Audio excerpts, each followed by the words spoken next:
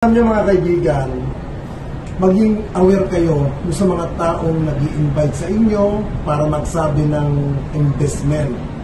Lalago ang pera ninyo. Pag kayo'y sumali sa ganyang grupo, pag-isipan nyo ng 100 times. Unang-una, doon sa may-ari ng Kiko Investment, mahiya kayo.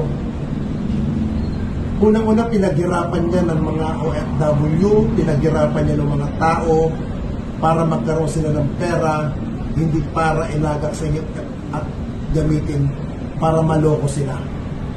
Ang gaganda ng bahay ninyo, hindi ba kayo nahihiya niyan? Pinangangalanda kayo sa social media, angat kayo sa buhay, pinapakain nyo sa pamilya nyo, pero galing sa panloloko. Nakakahiya, di ba? Ngayon, ayusin nyo ang problema nyo, tulungan nyo yung mga tao na nagpaangat sa inyo. Ibalik nyo ang pera nila. At doon naman sa mga tao na nagpapatulong sa atin, ang magagawa ko, ipaparating po ito sa lalong madaling panahon kay House Representative, House Speaker Martin Romualdez para kayo'y matulungan sa lahat ng legal matter. At ako'y naniniwala na si House Speaker Martin Romualdez ay malambot ang puso para sa mga taong nangangailangan sa kanila. At higit sa lahat po, panoodin niyo po ang videong interview ko sa mga nabiktima po ng Kiko, at kung kayo po yung nabiktima rin, pwede po rin po kayong ilapit kay House Speaker Martin Romualdez.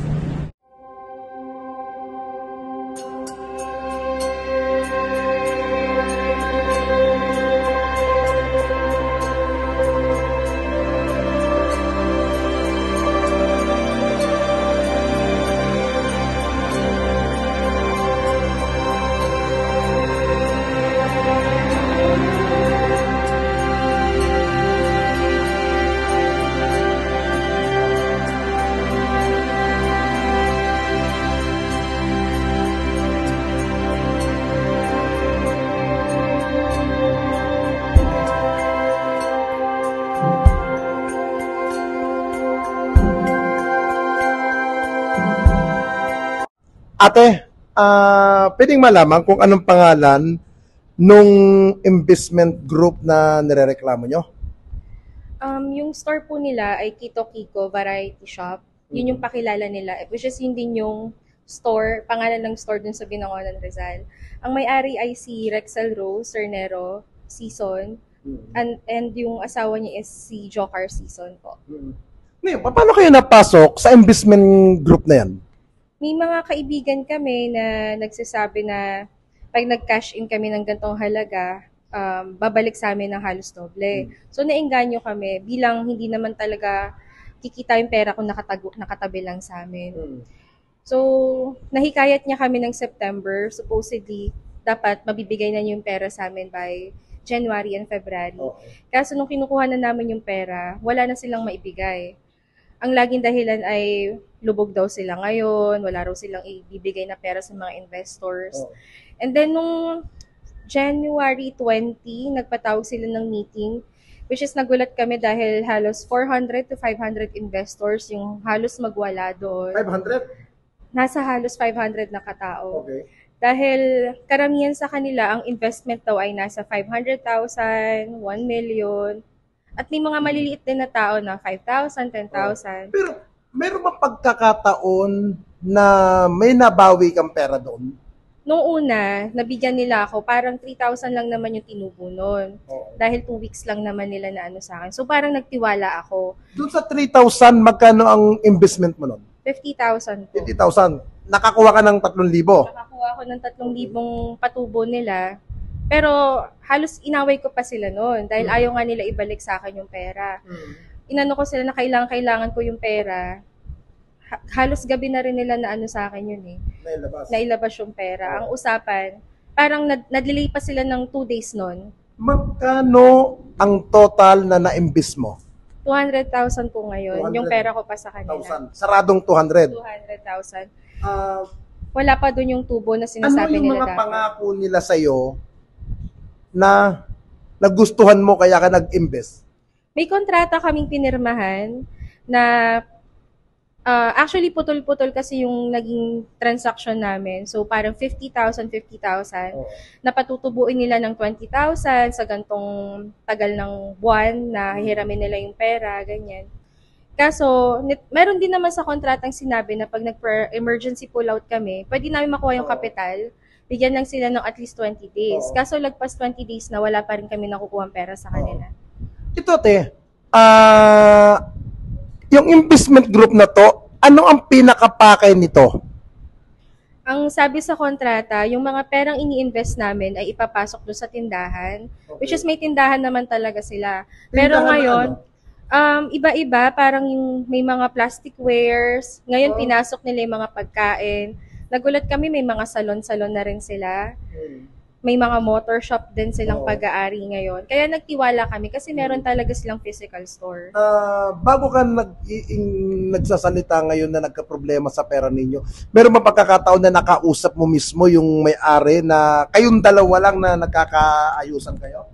Hindi sila matagpuan ngayon. Parang nagtatago na sila.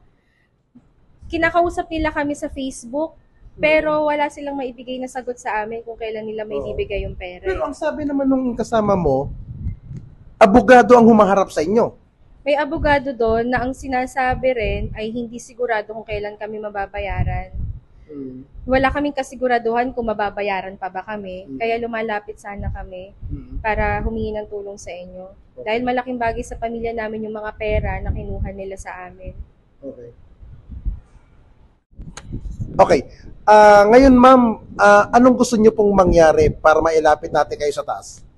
Lumalapit po ako kay House Speaker Martin Romualdez na sana po matulungan niya po kami sa problemang kinakaharap po namin ngayon. Dahil malaking parte po ng pera, inutang lang din po namin. Knowing na tutubo kami sa mabilis na paraan. Kaya sana po, pakinggan niyo po kami sa mga, nilalapit po namin. Ano ang gusto niyong tulong kay House Speaker Martin Romualdez? Legal matter. Legal matters po, and sana, kasi marami din po kami naririnig na pinapatransfer na po nila yung assets nila sa ibang tao dahil parang nagkakagipitan nga po. Kinakatakot namin, walang mabalik na kahit magkano sa amin. Pero hindi rin kami papayag na hindi kami mabayaran ng buo. Kahit wag na nilang tubuan. Okay. Sabi mo kanina, nung nag-uusap tayo, na biktima ka rin ng investment group na to. Ngayon, sabi nyo, dati ka rin OFW ng anong bansa po, ma'am? Hong Kong po. Hong Kong. Ilang taon nyo pong pinaghirapan ang perang ininvest nyo po sa Hong Kong? Bali, 6 na taon ko pong pinaghirapan sa Hong Kong yung pera na yun. Tapos ganun-ganun na lang po na hindi nila maibalik sa akin yung pera. Ngayon, ma'am, paano naman po kayo napasali dyan sa grupo?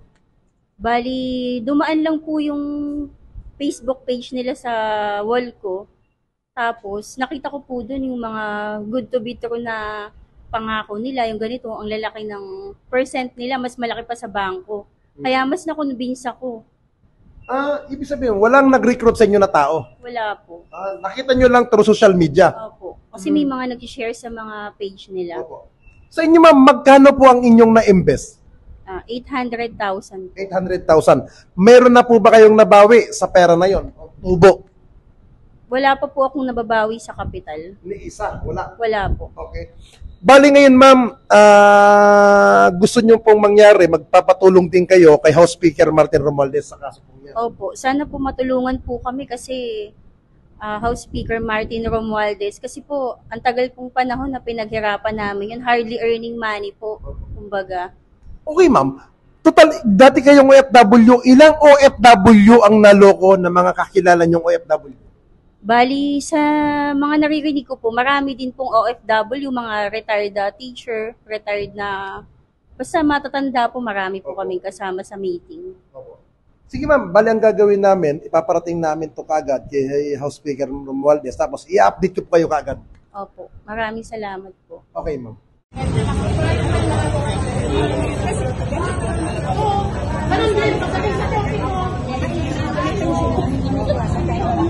Ito nag-isip ko. Dahil supposedly, kung wala naman yun, smooth train lang yan eh. Unang-una bawal ang bangko, ba't na-stop pa yung mga paso? Wala naman po. Kasi lang, pero yan na po,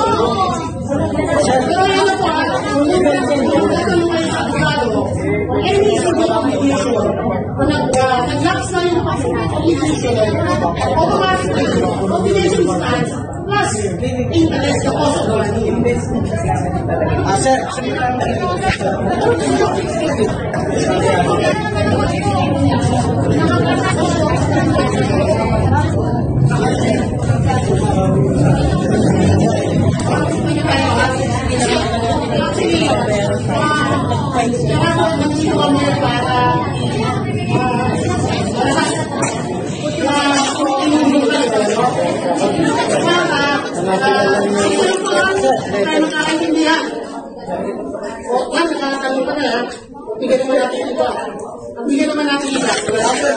Ito lang sir, gets namin yung pinupunto mo sir eh. Pero ang gusto lang namin malaman sir, kasi kumari kasi ng asawa ko eh, sinasabi din niya na nakapulis ang bangko. Ngayon, wala kaming proof na totoo yung sinasabi mo sir, na nakapulis talaga yung bangko. Yun lang din naman kasi gusto namin malaman kung totoong nangyari yun. Oo, yun lang. May shop lang kayo. Wala ka naman eh. Ganun po. Walang problema. Okay, ma'am. Ay, ito naman ako yung sabi ko. Ito ang bangko. Ano na rin kayo na yan? Bakit hindi namin na-shop namin sa akin na lahat na bakit na lang ako pera? Kasi mas kailangan na akong pera. Sa mga kasaya na looking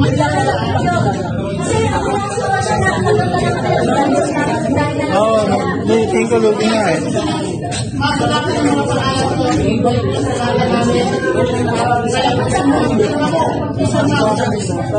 Surprise ka. So, start ng January, hindi na sila nagre-reply. Tapos ang hiningi yung individual copies ng contract for settlement plan. Kasi ito lang yung nakamap nyo. Doon sa settlement, ito na yung nakamat. After 3 weeks na, hiningan pa kami isa-isa ng kontrata, puta eh, default lang to. Parang applicable siya sa lahat.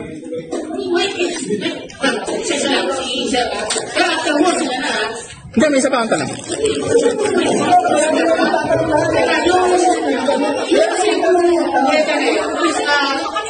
Sa English po yan, it's a request for a moratorium.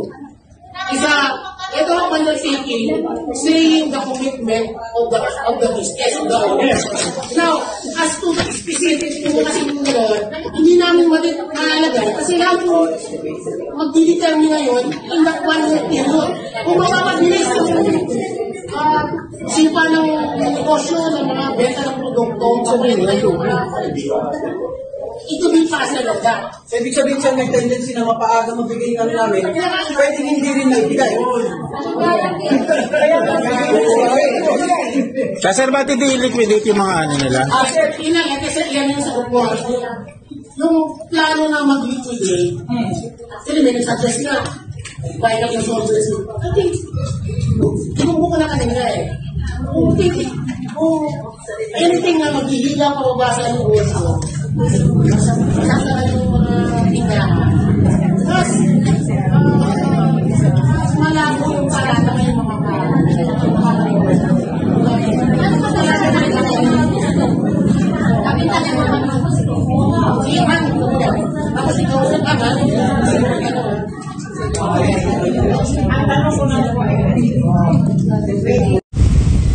palugit lang. Palugit lang po talaga. Panahon lang para makabawi kami. Pasensya na, nag-live na ako kasi sagad. Pasensya na, nag-live na ako kasi sagad na po ako. Ganito po ba yung itsura ng taong nagpakasasa sa pera? Tingnan niyo po itsura ko. Yung problema namin ngayon. Ano po ba yung mga sinasabi ninyo sa akin? Hindi na po siya katanggap-tanggap. Sinabi ko naman po sa inyo, nagka-problema na po kami nung nakakaramang bare months. Nagka-problema na kami sa pera. So, hinanda ko yung sana naming pondo ng December. Kaso hindi ko rin naman nakuha dahil nga dun sa naipost kami na ayun siya, matawag yung asawa ko. Grabe naman yung mga salita niyo, mga madami, di po kami tumatakbo.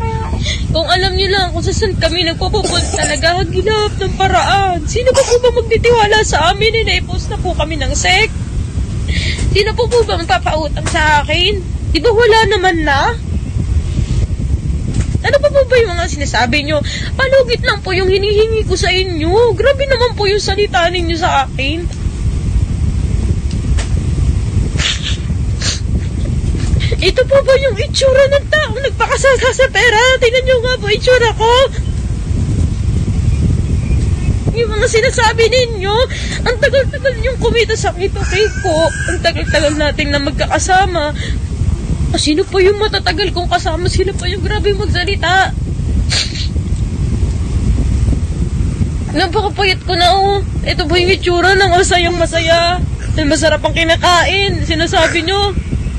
Sabi niyo pa na, mga pinakain ko sa anak ko. Ano po ba yun? Saan po ba nanggagaling yun? Palugit lang po yung hinihingi ko. Palugit lang yung hinihingi ko sa inyo. Wala po akong sinasabing hindi ko kayo babayaran. Palugit lang po. Nakita niyo naman kung gaano po kami inipit ng gobyerno yung nag-post sa amin. Wala saan kami nagagila para makaingin ng tulong, magkaroon ng abogado. Ano po bang samantalang yung iba naming investor walang ibang inintindi kundi maghanap ng nakakasama para masabi lahat ng masasamang salita sa akin. Sige po kayo, husgahan nyo ako. Husgahan nyo ako. Ito po ba yung itsura ng scammer na masarap ang buhay na nanloko? Negosyante po ako mga madam. Inilalaban ko po lahat ng kaya kong ilaban, pero mismong investors ko po ang lumalaglag sa akin. Sorry po, pinipigilan nila ako mag-live. Pinipigilan ako mag-live ng asawa ko, ni na mama. Hindi po ako nagpapahawa mga madam, pero sana intindihin niyo yung sitwasyon namin. Nasa business, may mga gantong problema. At napakahirap lang po na yung problema dumating sa amin ng sabay-sabay. Kung kayo po, kung tingnan nyo, kung kayo'y nade-depress, nai-stress dahil yung pera nyo di nyo makuha, ano po ang tingin nyo sa akin ngayon? Ano si kamatay ko po ang kaiisip sa mga tao, kaiisip sa inyo. Halos ikamatay ko po ang kaiisip sa mga taong nagtiwala. Natatakot sa pera nila. Ito po ba yung itsura? Ito po ba? Yung itsura ko na to, ito po ba? Itsura na to, ang nanlolo ko ng kapwa, mga madam, ilang taon tayo magkakasama, bakit niyo po ako ginaganito? Sa kabila ng lahat, lahat ng nagawa ng Kito-K ko, nagka-problema lang, pero lahat sila nag-ipon-ipon. Alam niyo po ba? Huwag ka na mag-live. Tama na. Ayan, pinipigilan nila ako mag-live eh. Eto na po, ayan, mayroon na pong magmi-meeting sa inyo, doon po yung asawa ko, kasi ako po hindi pa pwede.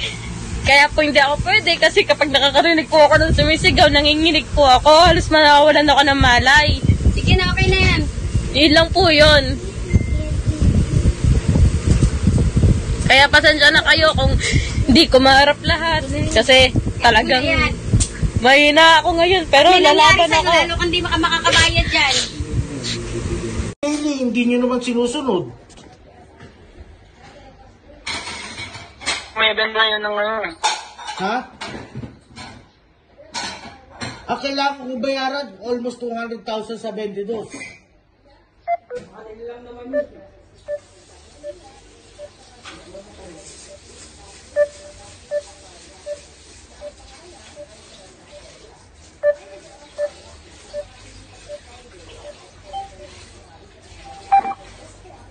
Ano? Hello. Hello? Sa ngayon, sir, bumibenta talaga ng 20 mil. Eh, yung pasahod pa. Ano gagawin ko? Ako nga ang naghahanap ng paraan, sir. Hindi, dapat si Rexel Hindi, mag-usap tayo. Kailan nyo gusto? Magharap tayo. Ayoko ng ganito sa telepono. O sige, pumunta na lang kayo dito, sir. Pagka yung sabihan niyo ako pagka papunta kayo. Sabihan na lang tayo mag-usap. Isama mo si Rexel, ha? Ha? Gusto namin kaharap si Rexel. Hello. O sige. Ha? Oo, sige. Ang dyan, sir, Kasi, nahihirapan din akong yung sa Excel dahil naiipit siya sa tao eh. hindi. Kasi, alam nyo, Joker, kung hindi nyo harapin ng mga tao, talaga maiipit. Sir, Diba? nag-schedule nga kami ng abente, lahat sila. Sir, nag-schedule kami ng abente, lahat sila harapin doon kasama yung attorney namin. Oh. Ngayon, hindi nga makapagganta yung iba. Ngayon, kagaya niya, nagko-comment kayo ng ganun. Hindi At kami. na rin yung iba. Kasi, sumasagot pa kayo sa amin. Sir, ako lang mag-isa ngayon. Hindi. Sumasagot ba kayo sa amin? Ang tanong ko, kami pa ba mali, Joker? Hindi kita minamali. Hindi sir. nga. Una pa lang sinasabi ko na sa'yo, nag-usap tayo nakaraan, makipag-usap kayo, sumagot kayo. Hindi, ilang araw kayo bago sumagot eh. Kami pa ba hindi nakakaintindi, Joker? O sige sir, pag-usapan natin pagka dito na kayo. Ang bihira kayo, kami pa minamali nyo ah. Kami pa largabyado sa mga paswipe nyo. Ginamit ba namin yung mga bagay na kinuha nyo? Ayun lang ang pinahintindi ko sa inyo, kailangan namin yung mga pinaswipe nyo sa bangko. Dahil sa mga financer, kaya ko pakiusapan. Yung sa bago hindi, wala na akong paghugutan, Joker. Ganito na lang sir, pag-usapan natin para maayos yung usapan natin. Sige. Sasabihin ko sa'yo kung kaya ko bukas. Sige.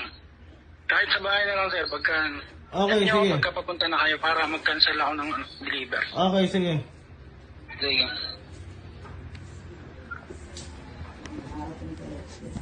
Tapos ma'am, sino nga palang tatanggap ng notice sa Ano pong notice? para doon sa reinvest ng mga pera? Yung mismong may-ari na po. Sasama daw po sa akin. Okay, sige. Uuwi po ako ng kung magbibigay po kayo ng di ba po magbibigay kayo ng schedule? Uuwian ko po yan sa Binangonan. Okay, sige ma'am. Yun po, yung attorney na po namin makakausap niyo din ma'am. Hindi po ba kayo? May legal team. Po, kasama po ba kayo sa mga kausap? Haharap. Depende po. Pag may schedule po ako ng hearing, baka hindi ako makasama nun. Pero pagka dito po ako sa Binangonan, kasama po ako haharap. Paano po si Madam? Sir Excel kasi ma'am, may order sa kanyang hospital na bawal siyang umarap sa mga ganon. Ibig sabihin mo ba yung lawyer lang ang makakausap? Ako, may posibilidad ma'am na lawyer, pero hanggat maaaring na doon ako, pupunta talaga ako. Sige po. Pero yun ma'am, kumbaga, nasa sa inyo po yun kung tatanggapin niyo yung notice na yun. Kung hindi, open po kami sa legal way na, kung sa inyo po gustong dalhin yung usapan, sasagot po kami. Sige po. Sige ma'am, thank you. Bali, bukas nga pa magbibigay ng Pero sana po yung mapasama kami sa mga unang batch. Sana. Sige po ma'am, yun po yung tatawag ko ngayon. Sige po. Thank you ma'am. Sige po.